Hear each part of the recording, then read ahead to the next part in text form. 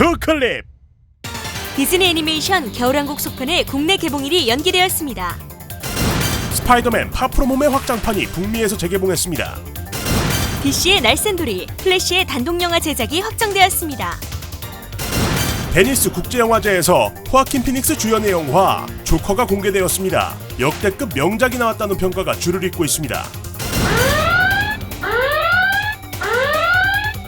속보입니다. 소니와 마블의 스파이더맨 협상 최신 소식 짧게 다뤄봅니다.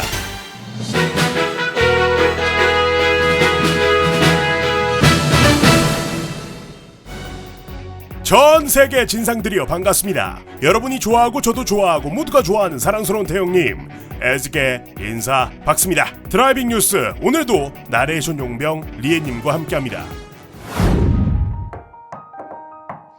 글로벌 박스오피스 12억 달러 돌파. 전 세계적인 레디고 열풍을 몰고 왔던 디즈니 애니메이션 겨울왕국. 이 메가 히트작의 속편인 겨울왕국2가 11월 말 개봉을 확정한 가운데 우리나라에서는 한 달 늦게 공개된다는 소식이 알려지면서 국내 팬들이 크게 실망하고 있습니다.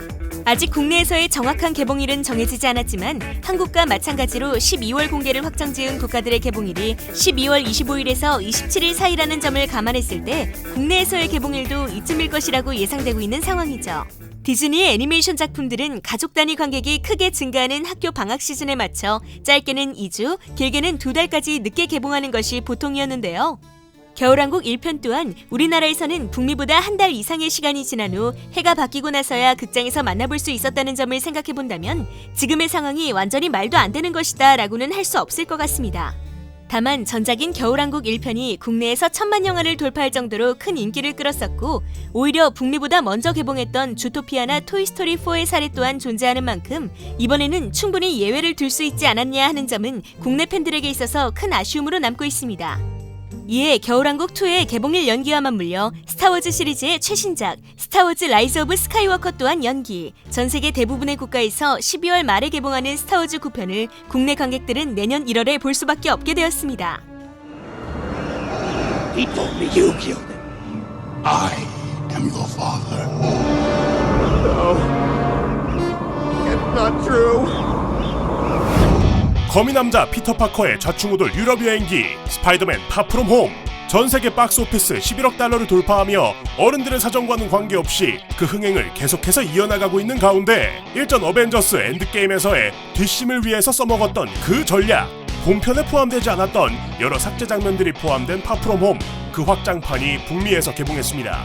지난 8월 29일 공개된 확장판에는 총 4분가량의 분량이 추가가 되었는데 피터가 여권을 발급받으며 드론을 사용하는 장면, 홈커밍에서도 등장했던 델마르 아저씨와의 대화씬, 그리고 첫 트레일러에서 등장, 많은 스파이더맨 팬들을 설레게 했던 아이언 스파이더의 전투씬 등이 포함되어 있었다고 하죠. 이번 확장판의 재개봉은 미국의 국경일, 노동절 연휴 기간 동안 영화의 매출을 극대화하기 위한 전략으로 보여졌었는데 미국의 연예 매체 할리우드 리포터에 따르면 이 확장판은 나흘의 연휴 기간 동안 북미에서 540만 달러, 약 65억 원의 수익을 추가로 벌어들이며 스파이더맨 프랜차이즈 최초 북미 매출 4억 달러 돌파를 눈앞에 두고 있습니다.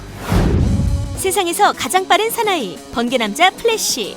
저스티스 리그의 멤버로서 DC 코믹스의 간판 히어로 중 하나였음에도 불구하고 영화 속에서 그의 대우는 처참하기 그지없었는데요.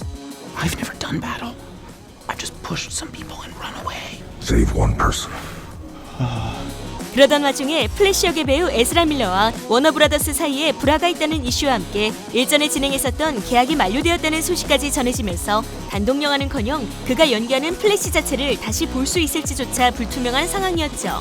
그런데 드디어 지난 8월 21일 에즈라 밀러가 패션 잡지 W와 가진 인터뷰를 통해 플래시 후속편의 제작 확정 소식을 알려왔습니다.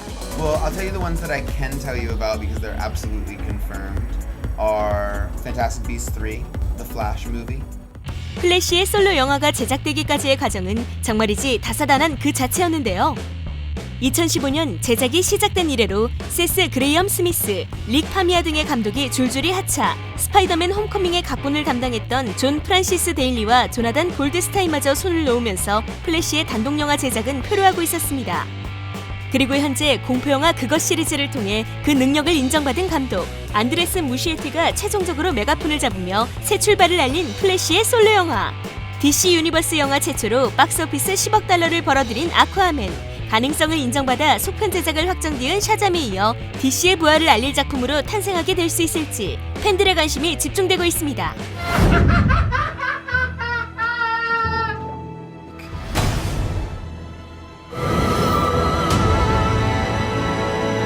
명배우 호아킨 피닉스를 주연으로 내세우며 절망의 연속이었던 DC 팬들에게 한 줄기 희망으로 떠오른 영화 조커.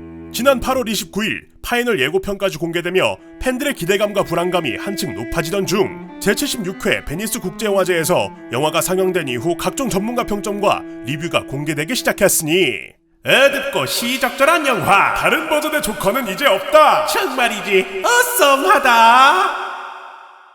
짜란! 한국 시간으로 9월 3일 로튼토마토 수치 89%를 기록하며 간만에 DC에게 쏟아진 단비라는 평가를 이어가고 있습니다. 조커는 마블과 DC의 영화들 중 처음으로 국제영화제 경쟁 부문에 초청이 되었는데 이 또한 영화의 작품성을 기대해도 좋다, 매우 긍정적이다라고 내다볼 수 있겠죠. 다만 해당 영화의 상영 종료 후 관객들이 8분 동안 기립박수를 쳤다 라는 기사가 국내 커뮤니티에서 화제가 되기도 했는데, 보통 이런 국제 규모의 영화제에서는 상영이 끝난 후 예의상으로 기립박수를 치는 것이 관례이기 때문에 사실 막 주목할 내용은 아니고 그냥 그렇구나 정도로만 알고 계시면 좋을 것 같습니다.